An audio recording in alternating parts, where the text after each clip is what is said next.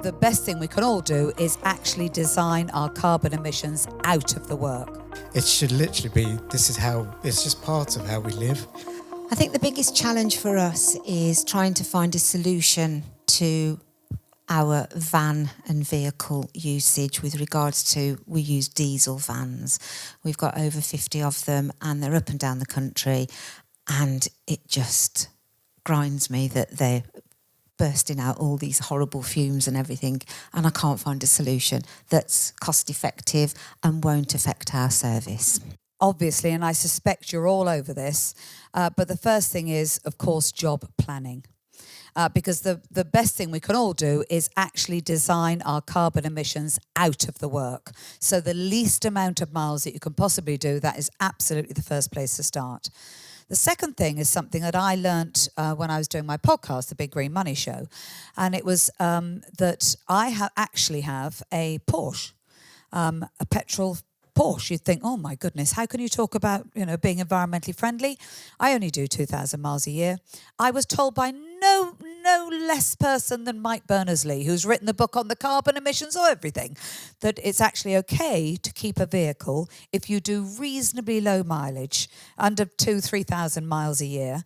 It's actually better to keep the vehicle because of the emissions that are embedded in the making of a new vehicle. I suspect yours are probably doing more than that, aren't they? They are, yes, but we don't keep our vans for any longer than 3 years. We have telematics in all of the vans, and we have dash cams as well. So every morning, all the engineers have to do vehicle checks, which will help keep our maintenance costs down. But yeah. Okay, so then your next option is, what do you go for when you replace those vehicles? Now, the bad news is that our infrastructure around EVs has not been good enough. So range anxiety is the single biggest barrier to people moving into EVs.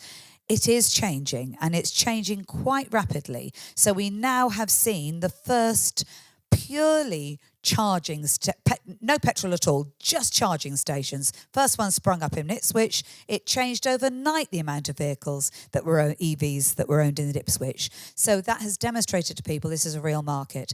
I might be saying to you, hold on for a bit.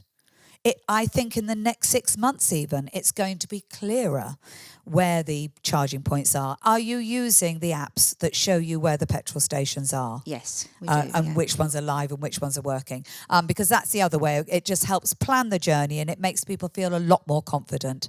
And you say that you're not looking at in-home charging.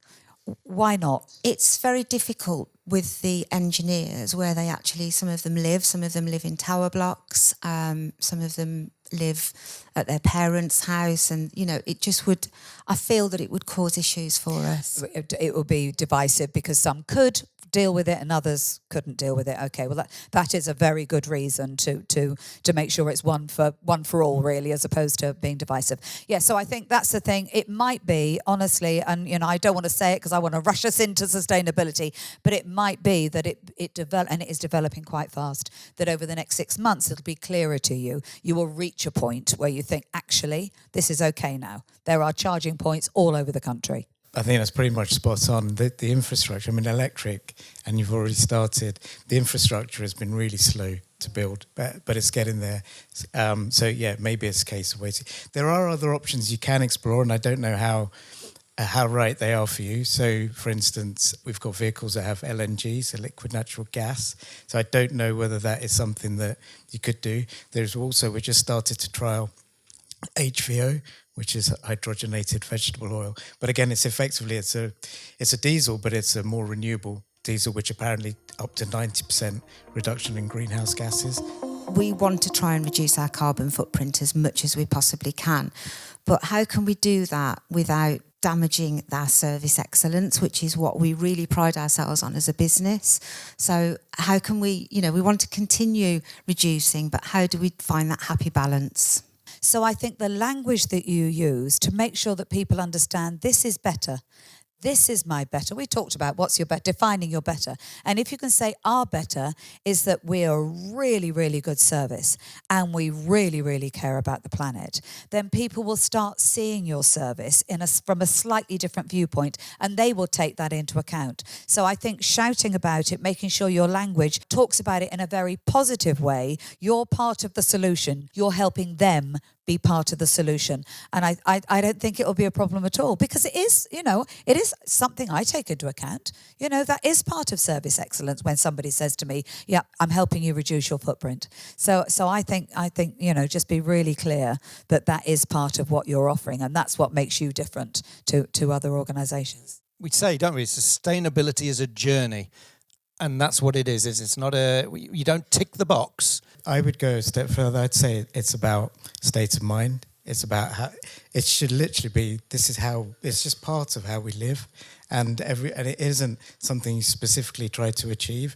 So I sometimes also think the word sustainability itself puts people off. So in terms of the language that you use, you are doing some really great things. And let's not forget the social. We were talking earlier before we came. You're doing fantastic things in terms of your local community, helping out older people at Christmas, and there's lots of other things. That's all part of your story, which you can really bring alive. And I actually think also, again, just based on some of the conversations we had earlier, you have a potential to, because on the social side, it's about community, ultimately, and you work within the local community, and you're doing great things. So how can you work with other businesses in the community to really scale your impact as well, which ultimately is doing the right thing, and I know you're personally passionate about. So how does it all come together to tell the story that it isn't? Yes, carbon footprint is important, but that's only part of the story. Thanks to our experts for sharing their insights and their advice. If you'd like further tips on sustainability, then visit nestleprofessional.co.uk.